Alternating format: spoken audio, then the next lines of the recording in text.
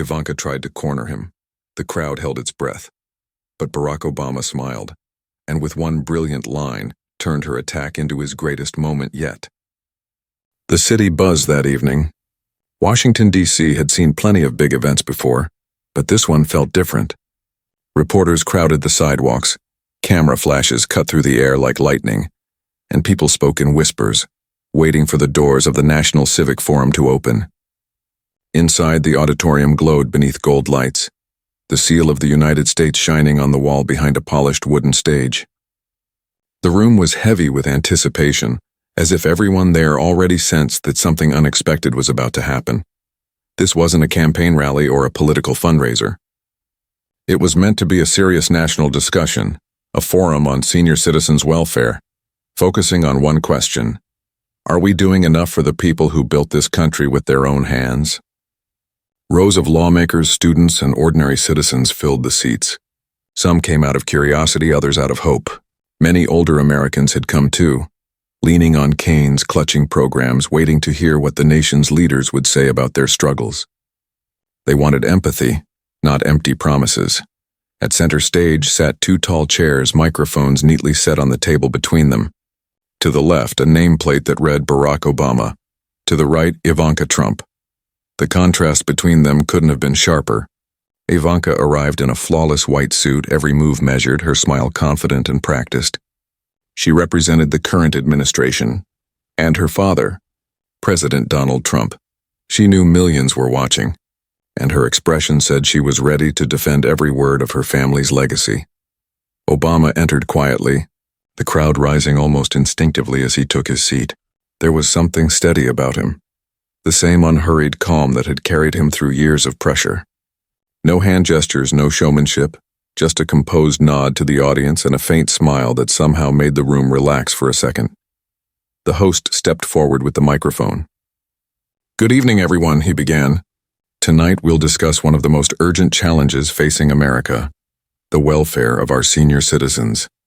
Rising costs, healthcare struggles, loneliness. These are not just statistics. They are real lives." He turned to Ivanka first. "Ms. Trump, let's start with you. What is the government doing to ensure that our elders live with dignity and security?" All eyes shifted to her. Ivanka smiled again, crossing her legs neatly, her voice crisp and confident. She spoke about new job opportunities, tax relief, and family-based support. She said her father's administration believed in empowering families to take care of their own. Her sentences were smooth, perfectly shaped for the cameras, but something about them felt rehearsed. There were no stories, no emotions, just numbers and phrases that floated above the crowd. The audience listened politely, though a few faces looked uncertain. When she finished, she leaned back, proud of her performance, confident she had set the tone. But then the host turned to Obama. "Mr. President," he said, "you've spoken often about equality and compassion. What's your perspective on how we treat our seniors today?" Obama didn't rush to answer. He glanced across the audience, hundreds of faces waiting. He looked at a gray-haired woman in the front row holding a small sign that read, "Affordable Medicine Now," and that seemed to guide his first words. "Before we talk about policy," he began quietly, "let's remember who we're talking about. These are the people who taught us to walk, who built our towns, who worked the night shifts so their kids could have a better life. And too many of them are now being left behind." The room grew still. He spoke about rising rent, about grocery bills that doubled while Social Security checks barely moved. He described how seniors wait months for a doctor's appointment or cut pills in half to make them last longer. His tone was calm, but every line carried weight. Then he paused, letting the silence stretch just enough to draw everyone in. "We talk a lot about economic growth," he said, "but what kind of growth is it if the people who grew this country can't afford to live in it?" A few people clapped softly at first, then louder. Ivanka straightened slightly, her smile thinning. She hadn't expected that kind of emotional punch so early. Obama continued, speaking about solutions, better Medicare access, affordable housing, and programs to keep older Americans connected to their communities. He didn't use complex terms. He spoke like someone talking to a neighbor. The sincerity in his voice filled the hall. By the time he stopped, the crowd was leaning forward in complete silence. Even the cameras seemed quieter, And then, just as the applause began to rise again, a sharp voice cut through the air. It was Ivanka. "Maybe," she said, her tone suddenly sharper. "If past presidents had done their jobs, we wouldn't be having this discussion tonight." The audience gasped softly. The debate that had begun with calm respect had just turned into something else. No one could have guessed that what happened next would become one of the most talked about exchanges in modern politics, and a clash of composure versus pride, logic versus ego, empathy versus arrogance. But that night, it all started right there in that shining hall, under those bright lights, when Ivanka Trump decided to challenge Barack Obama head-on, and he was more than ready. For a long second after Ivanka's sharp interruption, the air hung heavy. You could feel the tension ripple across the audience. Some leaned forward, expecting Obama to strike back. Others held their breath, unsure of what would happen next. But Obama didn't respond right away. He simply took a quiet sip of water, nodded slowly, and then looked directly at Ivanka. His face didn't show anger. It showed understanding, the kind that cuts deeper than words. When he finally spoke, his voice was steady, calm, but carried a firmness that immediately pulled the entire hall back into focus. "Let's not turn this into a blame game," he said. "The question isn't who caused the problem, it's who's willing to fix it." The crowd stirred. That one line had changed the tone of the entire room. Even the host exhaled, relieved that Obama had redirected the moment. Obama straightened a little, rested his hands on the table, and continued. "You see," he said, "when we talk about senior citizens, we're talking about a generation that worked through wars, recessions, and sleepless nights so that the next one could have it easier. And yet today, many of them are struggling to afford their next meal or their next prescription." He paused again, not for effect, but out of respect for the truth he was laying down. "Let me tell you something I once saw while I was still in office," he went on. "I visited a small town in Ohio. An elderly woman came up to me after a meeting. Her hands were shaking. She said, 'Mr. President, I worked 40 years in a factory, never missed a day. Now I can't even afford my medicine. What did I do wrong?' His eyes softened as he spoke, his voice dropping slightly. She didn't do anything wrong. The system did. That line hit the crowd hard. A murmur swept through the room. People looked at one another, some nodding, others quietly emotional. Obama continued, shifting his focus to the economic strain older Americans faced. He explained how the cost of living had risen faster than Social Security benefits. A grocery trip that cost $50 a few years ago now costs $100, he said. But the checks haven't doubled. The math doesn't work for them anymore. He talked about health care, painting a picture of seniors sitting in waiting rooms, choosing which prescriptions they could afford and which they couldn't. Medicare helps, but it doesn't cover everything, he said. And when you're 75 and living on a fixed income, not everything can mean not surviving. A low hum of agreement passed through the older audience members. Some nodded, others wiped their eyes quietly. Then Obama turned to housing. Another silent crisis. "I've met seniors living out of their cars," he said. "Men and women who fought for this country, who raised children, who worked in our schools and factories, now sleeping in parking lots because rent keeps rising." He paused, then said, "That should never happen in a country that calls itself great." The applause that followed was slow, thoughtful, not the cheering kind, the kind that comes when truth lands too close to home. Even Ivanka shifted slightly in her seat. For the first time, her polished confidence seemed to waver. Obama took a deep breath and leaned closer to the microphone. His tone changed and softer now, more personal. "We can fix this," he said, "but it starts with how we see them. They are not a burden. They're a blessing. Every senior citizen deserves to live their final years with peace, not fear, with comfort, not struggle." He began to outline solutions. Simple, clear, and direct. We need stronger financial support systems. We need to protect Medicare and expand it, not cut it. We need affordable housing options for older Americans, so they're not choosing between shelter and survival. And we need to rebuild communities, because loneliness kills faster than any disease. The host looked amazed, like he was witnessing something more than a speech. It was a reminder of what leadership once sounded like. Obama's voice gained quiet strength as he neared the end. "You can tell a lot about a country by how it treats its elders. If we ignore them, we're ignoring our own future. One day we'll be in their shoes. The question is, what kind of world will we have left for ourselves? The audience rose slowly to their feet. Applause filled the hall, not the loud, excited kind, but something deeper, respectful, real.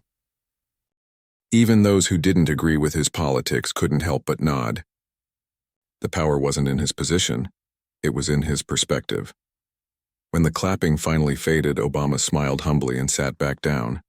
Ivanka looked toward the crowd, then back at him.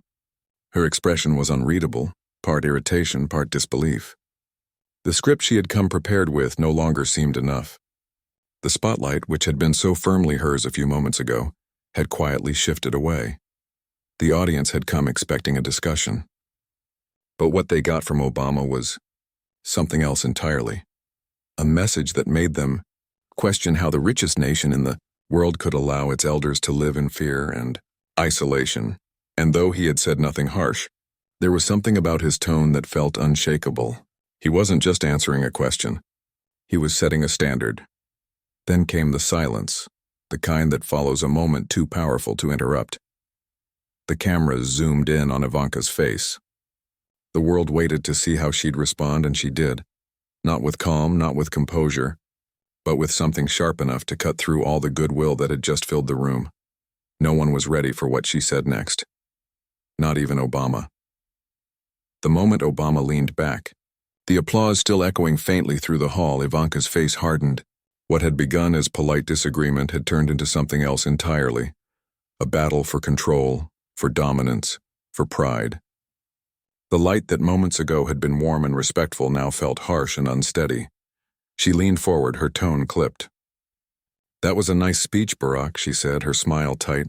"But let's not forget, you had 8 years in office. 8 years to fix these so-called problems." The crowd shifted uncomfortably.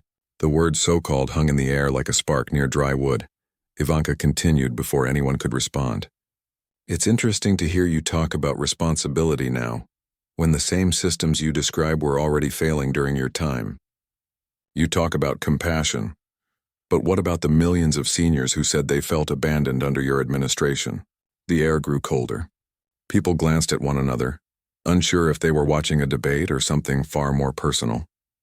Obama remained silent, his expression unreadable. Ivanka sensed that pause and pressed on. Her words grew sharper. "You always talk about unity, but you left division behind. You had the power to fix Medicare, to stop inflation, to make life better for seniors.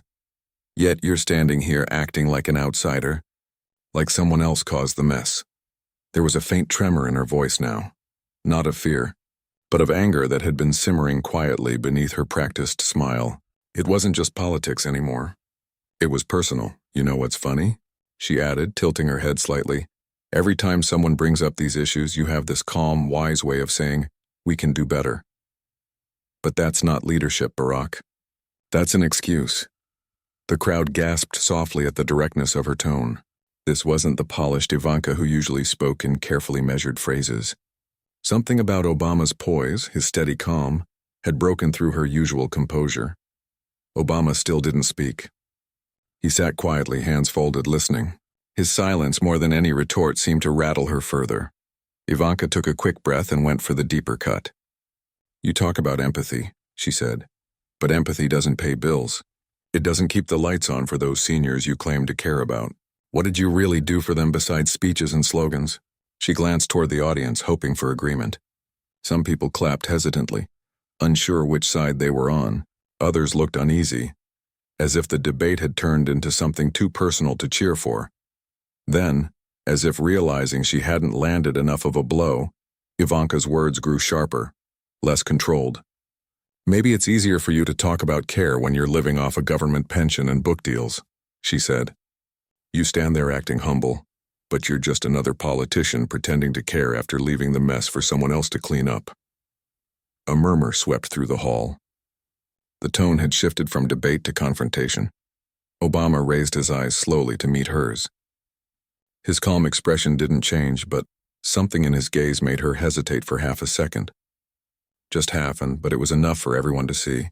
Still, Ivanka didn't stop. "Let's be honest," she said.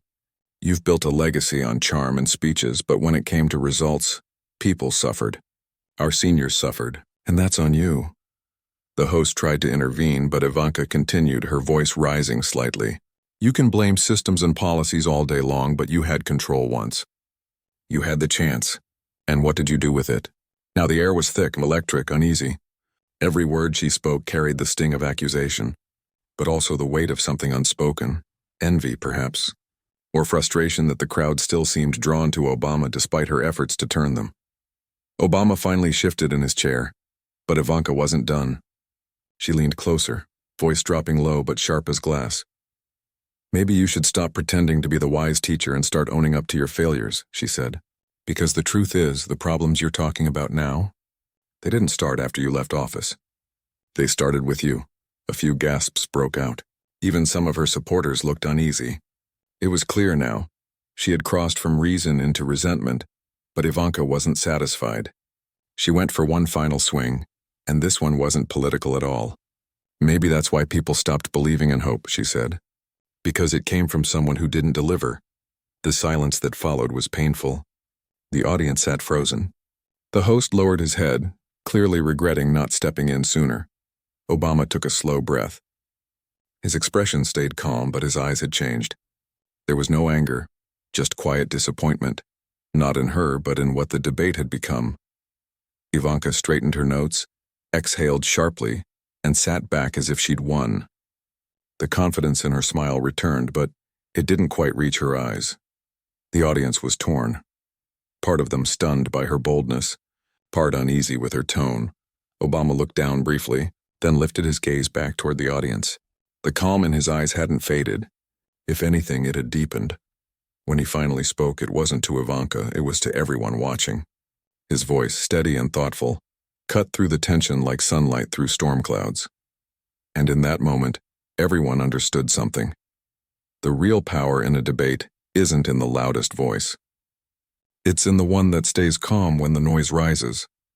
What came next would prove that completely, because Obama was about to turn her attack into the very thing that would undo her.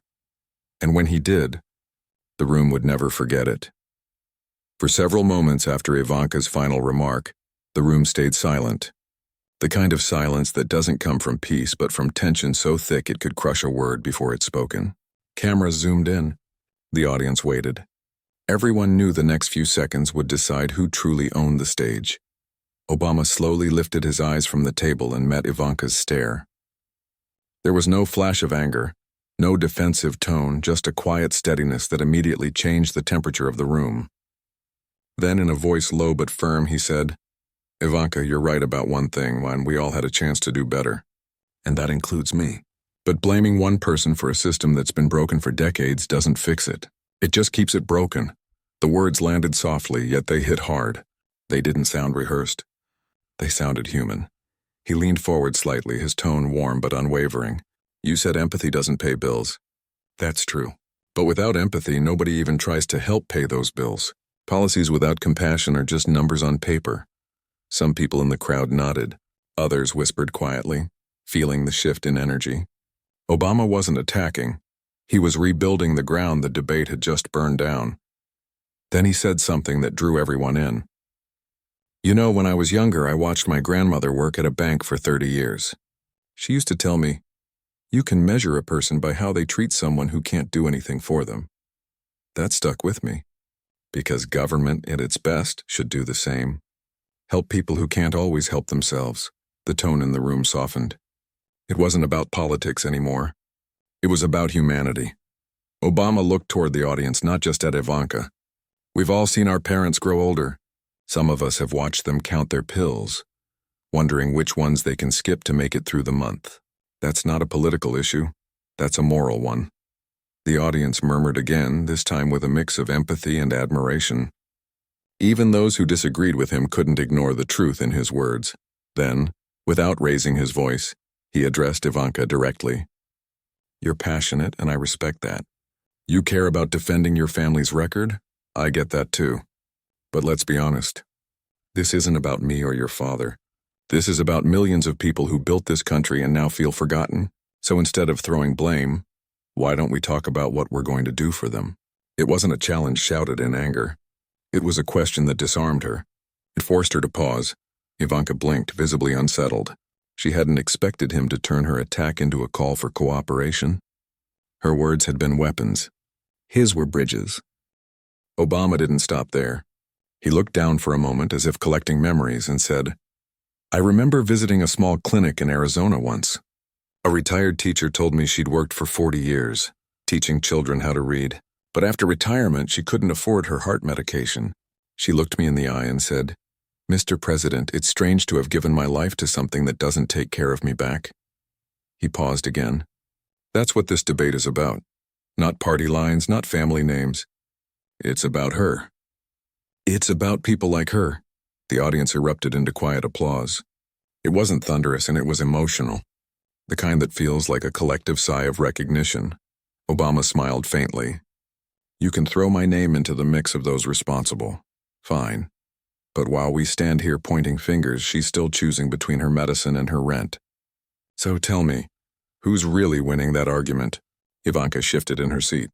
For the first time, the confidence she wore like armor began to crack, her sharp edges dulled by the weight of what he'd said. Obama continued, "Politics isn't a scoreboard. It's not about who shouts louder or who gets the last word. It's about who listens, who actually listens to the pain outside these walls." Then his tone softened again, the kind that makes every word feel personal. "Ivanka, I don't need to destroy you in this debate. I'm not here for that. I just want to remind everyone watching that leadership isn't about pride. It's about responsibility, even when it's inconvenient." The audience was silent again, but this time not out of tension, out of respect. Obama took one last breath, letting his words settle. If we can't talk to each other without turning it into a fight, then we're not solving anything.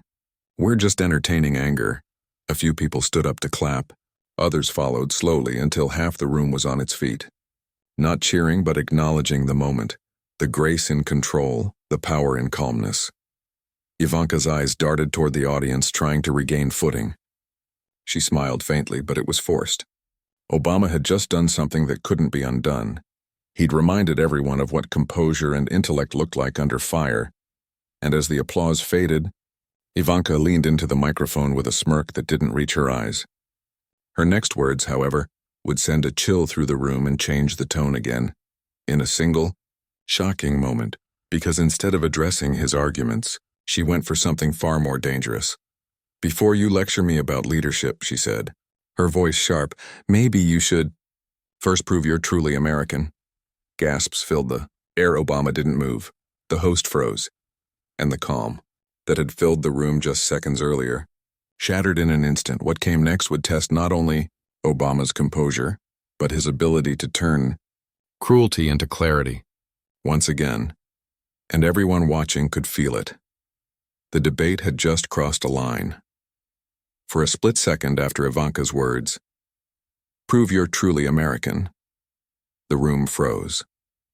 The sentence seemed to echo, bouncing off the walls, hanging in the air like a bitter taste nobody wanted to swallow. The audience didn't clap or gasp this time. They just sat there, stunned, realizing they had just witnessed something that crossed an invisible line.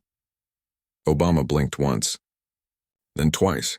His face didn't show anger, just quiet disbelief, the kind that doesn't need to shout to be powerful. He took a breath, then leaned closer to the microphone. "Ivanka," he said calmly, "I've been called many things in my life, but questioning where I belong, that's an old tune, and it's been played before." A ripple went through the audience. Some knew exactly what he was referring to. The old rumors, the old hate. But the way he said it, calm and steady, took all the poison out of her attack. He continued, voice still gentle, but now cutting through the silence like a blade of reason. "The thing about insults is they usually say more about the person using them than the one they're thrown at. You don't need to question my birth certificate to avoid answering the question I asked earlier." Ivanka's eyes flickered. For the first time, her practiced confidence seemed to waver. She tried to respond, but he didn't let her. "Because the truth," he said, "isn't about where someone was born. It's about what they stand for. And I stand for decency, for unity, for listening even when it's hard.